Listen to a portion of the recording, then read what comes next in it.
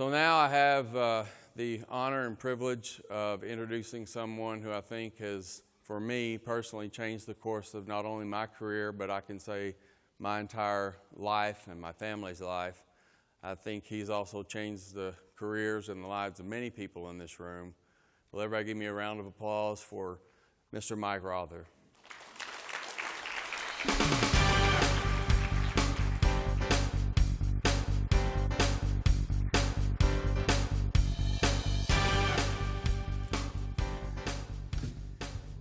Wow, last up, right? Thanks for staying, those of you who stayed. Yeah. Brandon, the reason we did this stuff, the book's 10 years old, is because it changed our lives. You know, we were investigating this. The research ran till, 2007, 8, somewhere in there. And what we found was so cool, and when we started practicing it, it changed how we looked at things. There was actually no intention to write a book, the Toyota Kata book. It's just that the findings, once we started practicing them ourselves, it was like, wow, you can achieve anything you want, and you can work together more effectively. It was really kind of cool. Felt a distinct need to share that. And some of you may have heard this story. McGraw-Hill bought the rights. There was kind of an auction for the book, and McGraw-Hill won the rights to the book. And then I got an email from the editor at McGraw-Hill and said, so when can you send us an outline and a table of contents? And, when can you start writing? I had already written the book. It was going to come out no matter what. You had to write it down. So it's really a pleasure to be here and see you and hear all these different stories. Really the next generation or even the generation after is going on here. And I got a feeling that at this conference, there was something for everyone. If you were more interested in the soft side, there was some stuff there, and if you're not a soft side person, you were probably sitting there in those presentations going, oh my God, another one, Personally, mindfulness, that little exercise helped me. I don't know, are you still here, Amy? Yes, thank you very much for doing that. It actually worked. And then there was a lot of detailed stuff too, and also in the breakouts. So I really not only feel like it's the next generation, people taking it and running with it in their own way and doing what they want to do with it, there's also something here for everyone. So, and the other thing, and some of you may have heard me say this, is that it's not a fully baked subject, and I'm excited about that. And I was from the beginning, and I still am. It's 10 years old. I think I came out of the lean world originally, and our routine in the lean world was go to Toyota, see what they're doing, try to sneak photos. I have a colleague, is this German guy, and he would go to Toyota, and they don't let you take pictures. And he had a movie camera in his pocket, and he had a hole in his coat, and he would film, and we always wonder, where do you get these videos? Every time we go, we're not allowed to even take a picture, So, but that was kind of the thinking: copy what they have, bring it back, implement it. But that's kind of a fully baked system, right? Look what they're doing. I used to do consulting many years ago, and people would ask, what does Toyota do in that situation? And I'd be proud I could answer that question. With Kata, I don't say that at all. I say, I have no idea what they're doing, and what do you want to do? And what are your obstacles? And I think that's Toyota's answer, too. Don't look at our solutions. Figure out where you want to go, and your situation and your obstacles and your people and everything else is going to be different than ours. So stay home and figure it out for yourself. So we did that, and that has been a distinct pleasure. So I do have a presentation here. It's about 3 hours, but, don't worry. I have some notes, and the reason being, I have never presented this before. This is the first time I'm presenting this, so it's also kind of a test, but I've also got some thoughts listed down here. So if I stop and start a little bit, that's the reason I'm doing that. I just want to make sure I hit all the points here. So this is just a starter slide. We want to create an adaptive creative organization. How do we get there? And that's really kind of what I'd like to talk about. And I'd like to say, and I think it dovetails with much of what you've seen and heard and done over the last couple of days. One answer, not the only one, but one answer is managers. That's how we can create this creative and adaptive organization. Managers maybe as a key element in empowering people and getting people able to do amazing things, meet amazing challenges. However, I should add right away, but maybe not managers as we traditionally think of the manager role. I just want to point out that there's a leverage point in organizations that you're aware of, and I think it's the managers, supervisors, team leaders. I mean, it's basically training the trainers. I'm not saying we should put all our attention on those people, on the managers, but I think it's a pretty strong leverage point and train the trainer opportunity in our organizations. Now, one thing about giving this talk that I like is that normally when I'm standing here at KataCon, I have to give the Toyota Basics talk. I usually gave it at the beginning, try to level set the room. I don't have to do that anymore. It's been 10 years. There is a ton of stuff out there. Those are my Kata books. There are other Kata books out there. There are more coming, not from me, from other people. So stay tuned for that. There are lots of videos. Lean Frontiers makes them available, but there are many other videos available. That's a popular one right now if someone needs an introduction to Toyota Kata. Although I will say, that video that's shown there is 40 minutes long, right? Oscar, you did it in what, 15 minutes? Is Oscar here? Oscar Roach did his introduction in 15 minutes. It was awesome, the one he did at the beginning. I hope you guys will publish that video with Oscar. If you go online, you can find a ton of stuff on Kata in a variety of languages. So it keeps growing and we all keep learning. But the cool thing is the resources are from other people now. They're coming from other people, and they're different perspectives. Do you ever have that experience where you think there's a right way, right? And someone else has another idea, and you're like, that didn't sound very good to me. You know, I think I've got a better idea. But then they do their thing, and it's way better than what you thought, right? You know that feeling? Yeah. I'm fortunate enough to have that feeling all the time now. So I'm not going to give a Toyota Kata Basics talk. What a pleasure. What a pleasure. What I do want to talk about is developing critical thinking skills. It is a hot topic in education, which is kind of my area of interest right now, in business, which we've been talking about a lot at this conference, and in everyday life. I think Brandon and others and myself have said this actually had an impact on how I think and act as a person, not just how I work in business. Also known as, there's an endless list: creative thinking, design thinking, STEM skills. I just tried to write a few down. Metacognitive skills. These are various phrases you're going to see out there. They overlap a lot. It's almost the same. There's some differences, but we're all talking about kind of the same thing. Why? Why is this such a hot topic?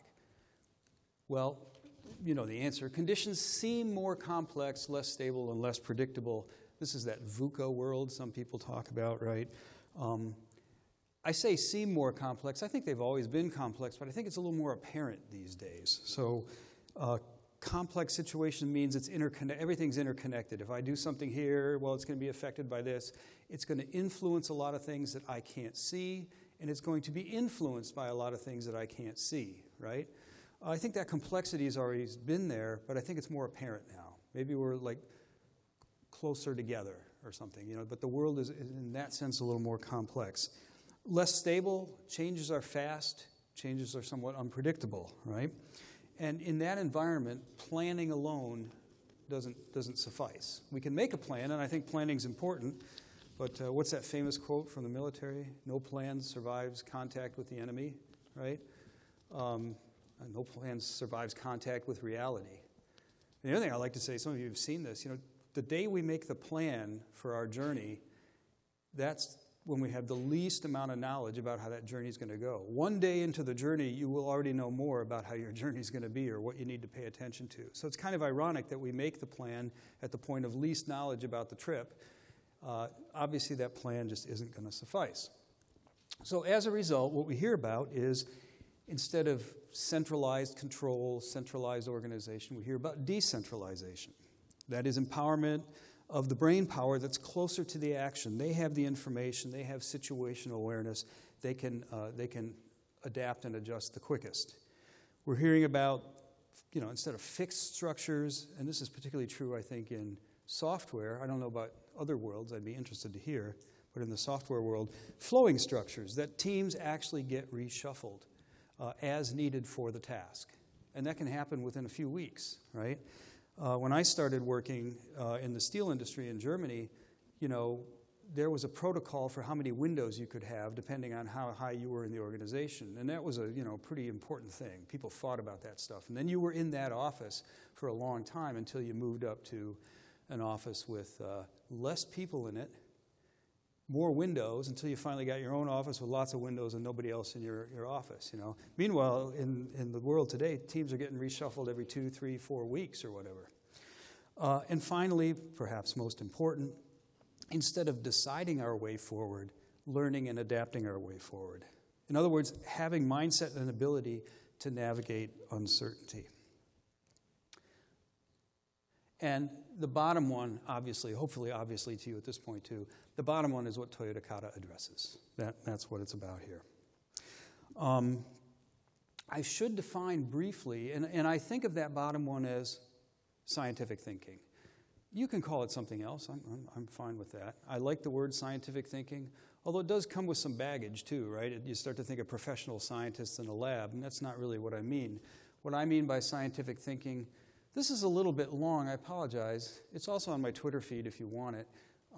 It's difficult to define a way of thinking, really kind of tough.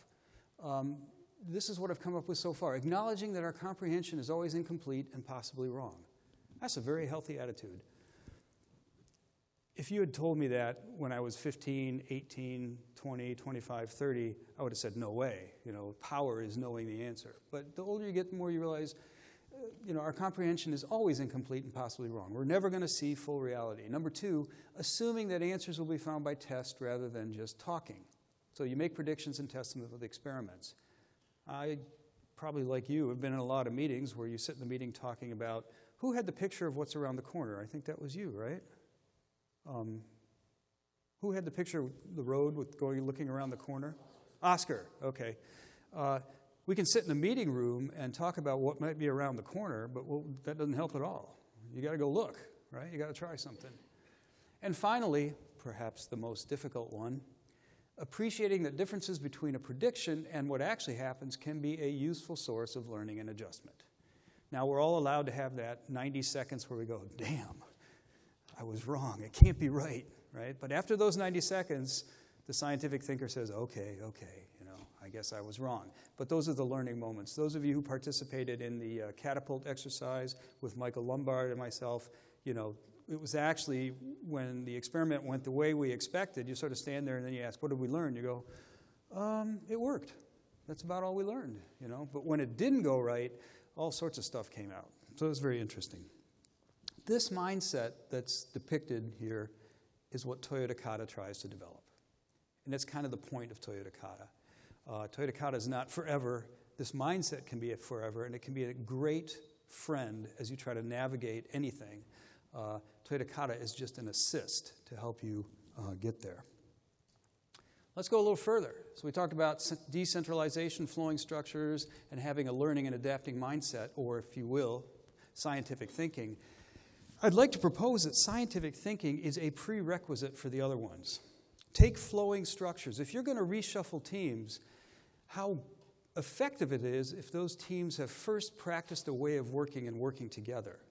And scientific thinking is exactly that. If you put a team together, we're going to reshuffle all the tables here, and you're a different team, and you have a problem or a task you're working on, but you've never worked together before, and you all have different ways of thinking about how one solves problems or moves toward a goal or works together. We're going to lose a lot of time and energy to friction. On the other hand, if we've practiced a way of thinking, notice I'm not saying what to think, but how to think. Of course, everybody in the team can have different ideas, and we can fight and argue about what the next experiment should be. Of course, that's a strength. But everybody comes in and knows a little bit that, okay, we're going to be testing ideas. We're not sitting here trying to figure out whose idea to implement, and so forth and so on. That team can work together better. So if you want flowing structures instead of rigid structures, teach scientific thinking, makes it work better. Decentralization. This one is very common in the military. I mean, if you want to push decision-making down to where the action is, where the situational awareness is, you can't just say, you're empowered, and you guys go navigate. They won't know how to navigate. And I don't mean because they're low in the organization and they're not skilled. All humans are filled with biases and presuppositions, and we see things through different lenses. And unless we teach a way of navigating scientifically, empowerment won't work very well. We actually tried that in the 90s, and it didn't work so well. So I think if you empower people without teaching people how to navigate a form of scientific thinking, or whatever you want to call it, that's kind of like abdicating responsibility. That's not really... and I think this is what Tyson was talking about, right? He said, oh, it's the same in the business world or in the medical world, you know.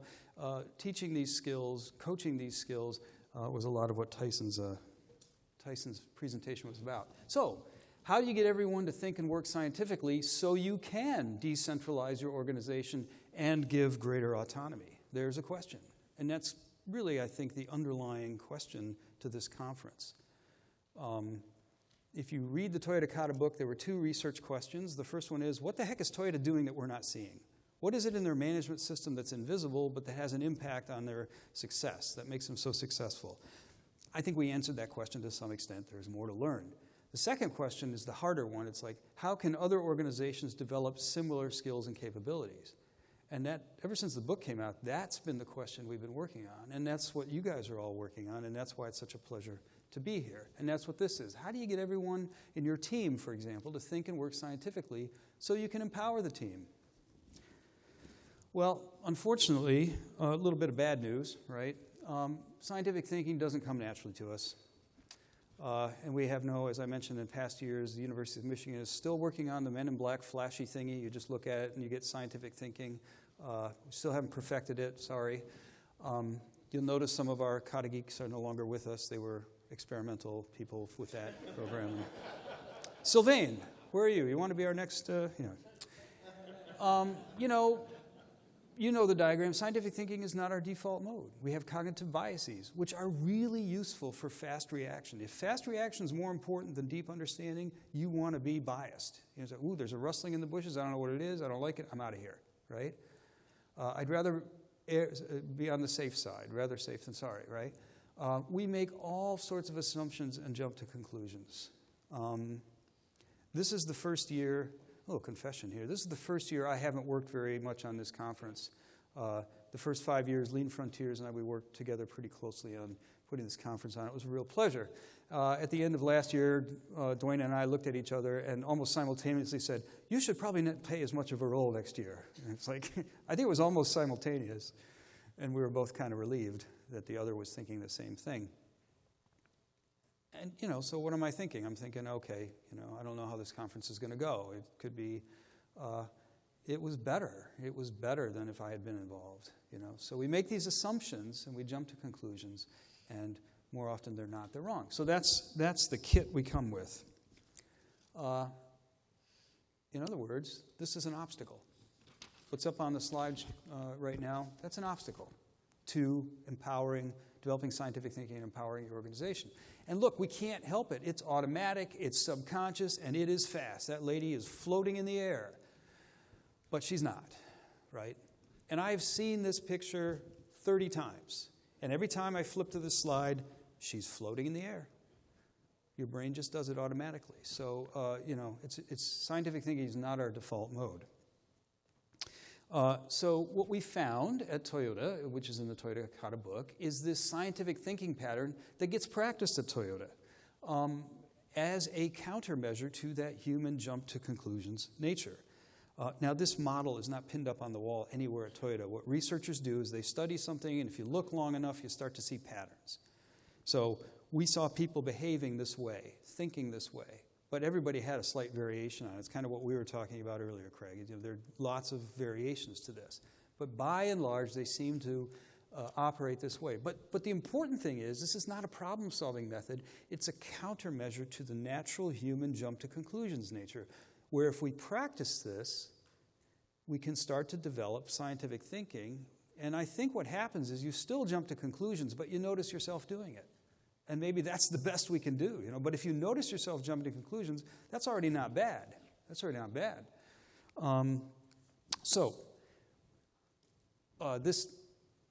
Practicing this kind of pattern is, I think, a foundation for Toyota's success. So what we found in the research you see on the top, the visible stuff we knew about, the Toyota's results, the lean tools and practices and so forth.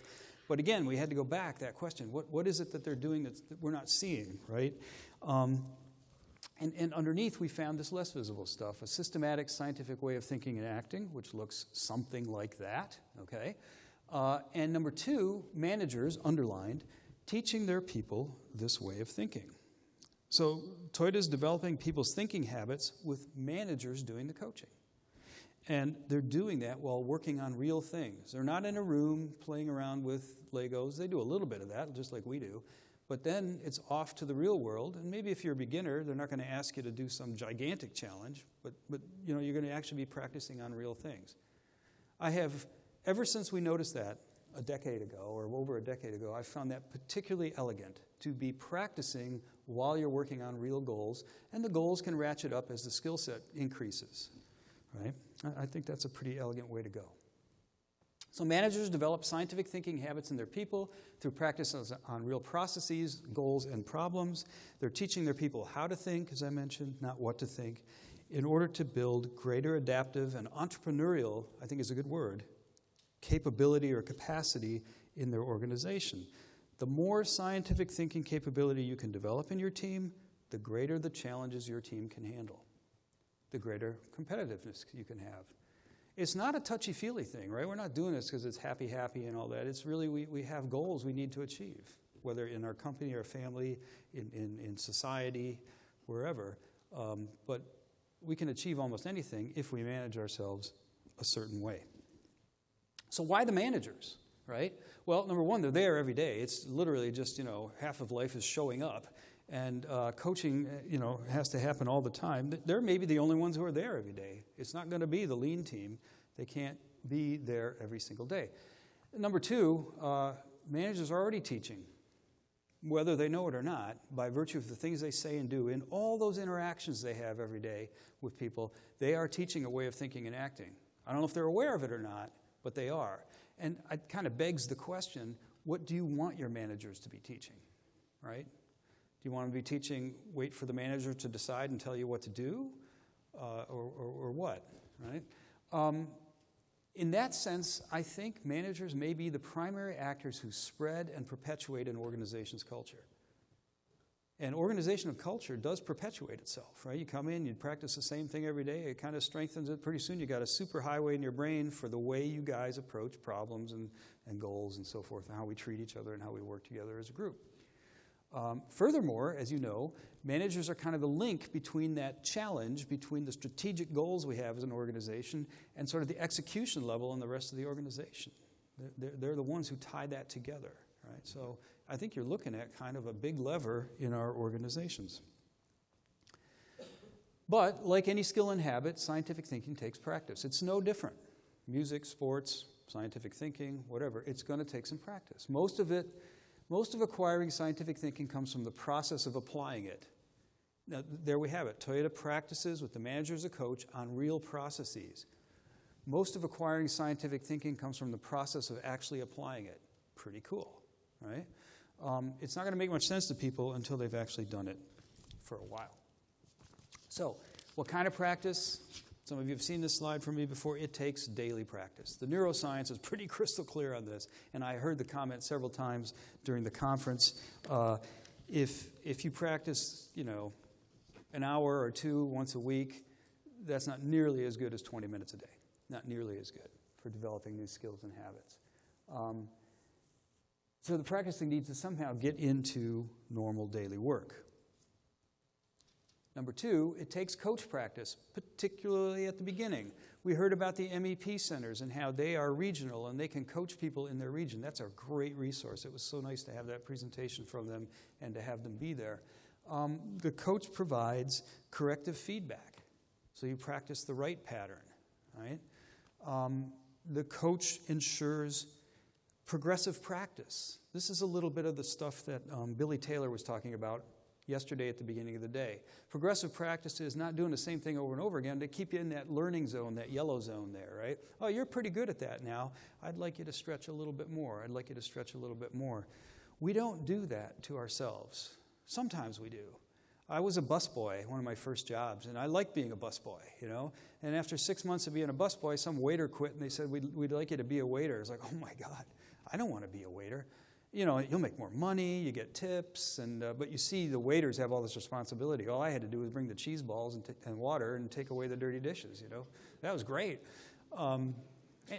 So 2 weeks after I became a waiter, I really loved it. But you had to drag me into it. It's phenomenal to me how much I have to be dragged into. And then in hindsight, I'm like, oh, okay, I kind of like that. We need that coach to get us into the learning zone. And the success feeling, the coach in the red shirt there, that learner is going to have to feel some sense of success, even a small one, I think within the first couple weeks, maybe even less. I don't know, Brandon, you might have an idea. Early on, even if it's just a tiny thing, you want that learner to go, hey, I think I'm getting this. And their sense of self-efficacy increases a little bit. And that's the gasoline, the fuel to go on and practice some more. And if that doesn't happen within the first 2 weeks or so, it's probably going to die. And so the coach is there also to ensure that happens. Some learners say to their coach, the manager, the boss, and they pick something really big, and they're not going to be successful. Some pick something really small, and it's not going to be very meaningful, right? So the coach kind of makes sure they're in that yellow zone. So very important that we have coaches. Bad news, got lots of bad news.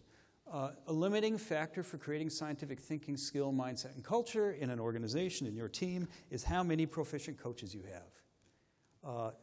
We saw this at Toyota again and again. And one of the cool things, simply because of the age I lived in, is we got to watch Toyota come to the United States.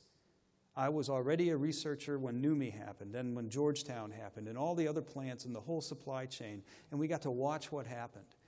And because we're at a university, they let us in. It's this, you have this sort of carte blanche. People want to talk to you, and we treated that with care.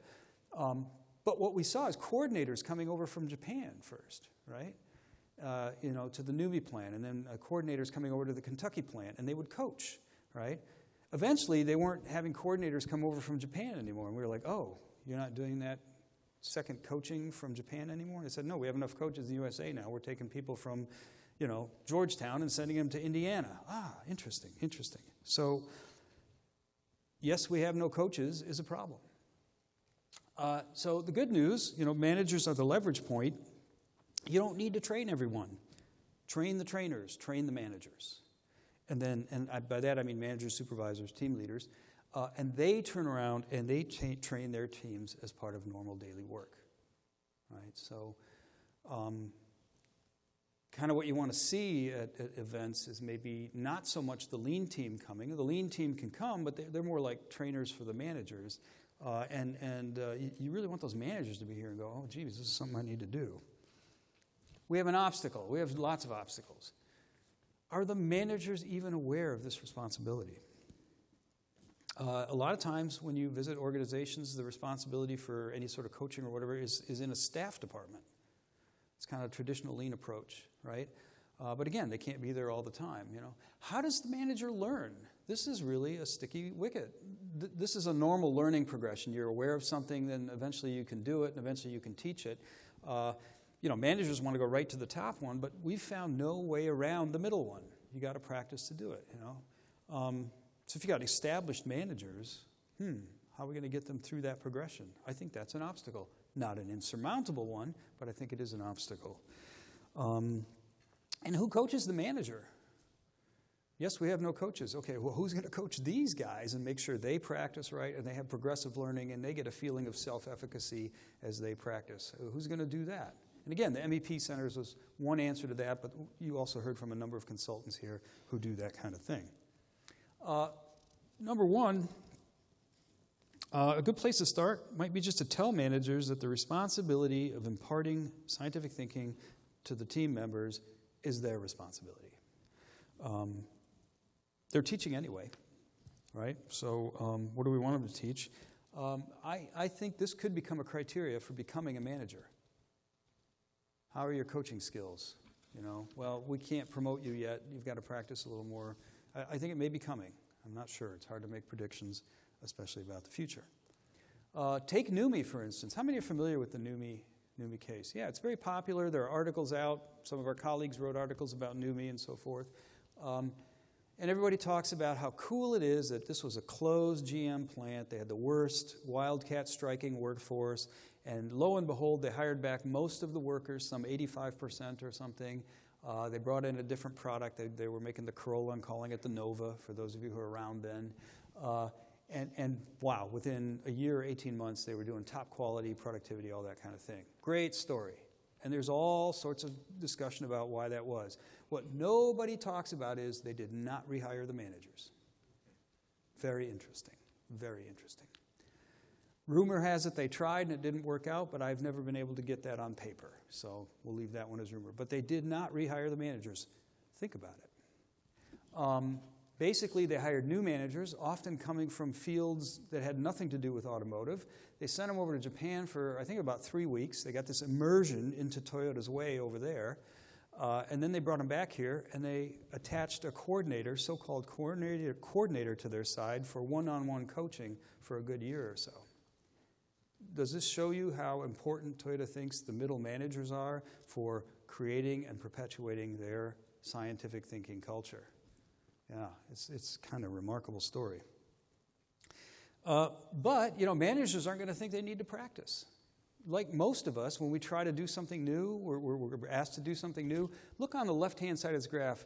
This is based on the Dunning-Kruger effect, and Dunning is a professor in Ann Arbor at the University of Michigan, and it says basically your confidence is super high at the beginning. I got this, right? Now, I like to mess around with a BMX bike. I can't tell you the injuries I got in that phase, I've seen the videos. I know how this goes, right? And then notice how your confidence goes down the more you learn about whatever it is you're trying to practice, right? And the other thing is your confidence never gets that high again. So that peak where the manager or whomever, the learner, is saying, I get it, I understand, I got this, sometimes referred to as Mount Stupid, right? And I think if you think about it, all of us have stood on Mount Stupid. And don't think about it too long because it's kind of toe-curling to go, oh, yeah, I remember that time I did that. And so the managers, the beginners, are not going to feel like they need to practice. Does the manager know how to apply scientific thinking? Does the manager know how to coach scientific thinking? It gets even worse. If the manager is kind of a lean person, and Toyota Kata is very close to lean, right? So it's even more likely that they're going to go, I already got this. This is problem solving. It's no problem. I've already done this, right? So it's going to be really hard, particularly the manager's been a manager for 10, 15, 20 years. The way you handle it is you're not a beginner in everything. You're just a beginner in this one little thing. And now, if you were practicing something miles away from what let's say you are a race car driver and you want to learn how to play the piccolo, right? It's not hard to say, I'm a beginner when it comes to the piccolo. But it's difficult for a manager who's been doing lean stuff to say, I'm a beginner when it comes to kata and scientific thinking, that kind of thing. It's much more difficult, right? So things obstacles we might have to deal with. So one answer to that is in skill development, start small. And what's really cool, in the time that we started this conference, am I at time? Dwayne, is that? Dwayne, where am I with the time? Pretty close? 5 minutes? Perfect. In the time that the Toyota Kata book has existed, in the time that this conference has existed, the world has exploded with books about neuroscience, habits, deliberate practice. It's really becoming common knowledge and fun to read about. Some of the latest ones are, James Clear, Atomic Habits. Anyone reading that one? B.J. Fogg, Tiny Habits. There you go.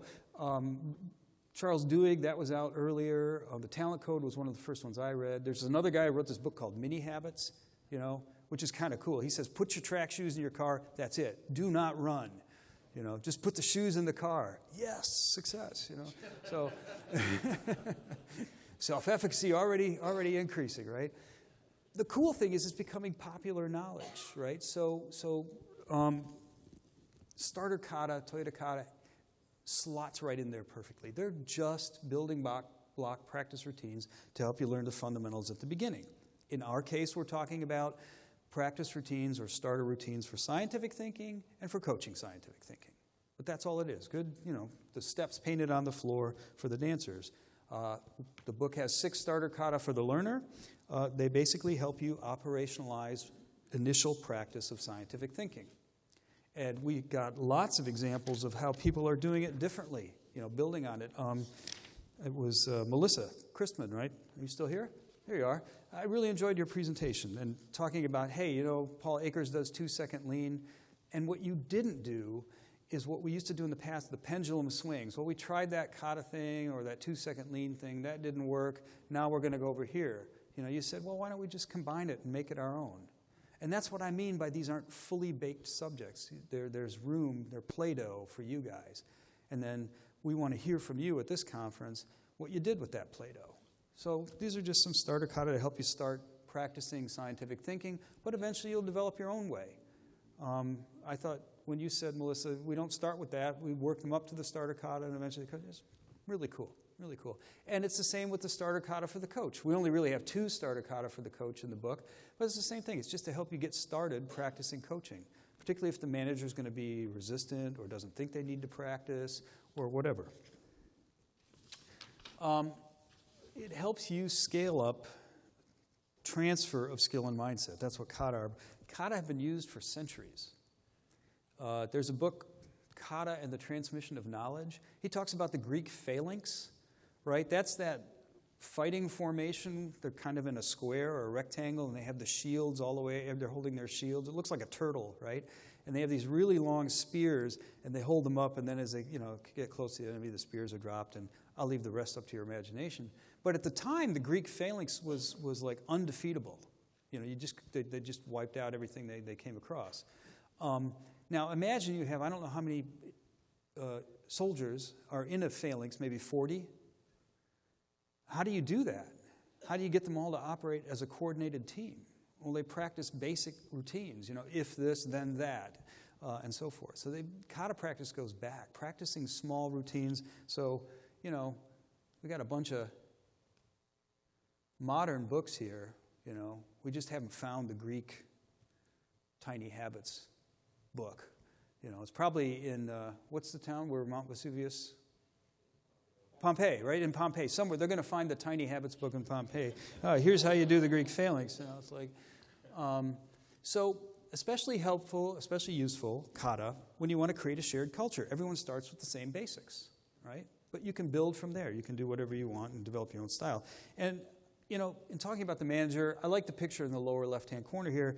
They're a useful assist for team leaders, supervisors, and managers. These guys are busy. It's not like they're going, you got anything else for me to do today? Can you trowel on a little bit more? They're busy. So kata makes it possible for them to do this coaching without getting, knocked out of the park. What you see here is not a huddle. That's the problem. We jump to conclusions. Our eyes look at this kind of stuff and go, oh, yeah, I got it. It's one of those huddles or whatever, right? It's not a huddle.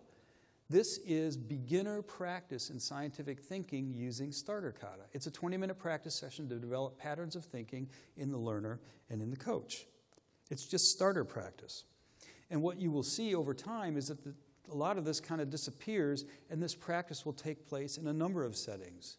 As you get more skillful, it won't be at the storyboard anymore. It won't be with all those starter kata. Skip and I will have a conversation, and I'll walk away from it and go, I just got coached. That's the kind of thing. You don't see that happening anytime soon? Skip ran to Catapult. He got lots of coaching. That was funny. So, maybe we can train our eyes to look at this and say, this could be a starter practice session, not necessarily a problem-solving session, not necessarily just a huddle. Starter kata play well with methods you already use. I really like this. It's not the pendulum, Melissa. It's not 2-second lean or Toyota kata. It's like, hey, what do we want to do? So you talked about it. Gene and Oscar talked about kata with A3. If you're using A3, this integrates wonderfully with it. Andrea, you talked about it with Kaizen workshops. What a wonderful marriage, right? Kata are just some skill tools that help you be better at those various lean techniques you're already doing. And over time, it gets easier for the manager. It gets more natural for the manager. It gets more productive. So, on the left, the pie chart is like, where the heck am I going to do these coaching cycles? They're only 20 minutes, but it's still, you got 4, 5, 6 people you got to coach in a day. It adds up, right? And so, where the heck am I going to do this? But what goes away, as we know, is the firefighting. And the empowerment increases so that the capacity, the time of the manager is actually freed up. And then the manager can build on the fundamental patterns they learned. I was happy to see this slide on the screen already today, and develop their own style. The kata are just the bottom part there, just the beginning. And what we love to hear about at this conference is, okay, at this conference, sure, we're going to talk a little bit about the bottom part, the dark blue part, the starter kata part. You know, hey, what are you doing with starter kata? How's it work? Oscar gave his introduction yesterday morning. You know, that's kind of down there. That's what this is about. But what the bulk of the conference about is where it says your own style and way. That's what we want to hear about.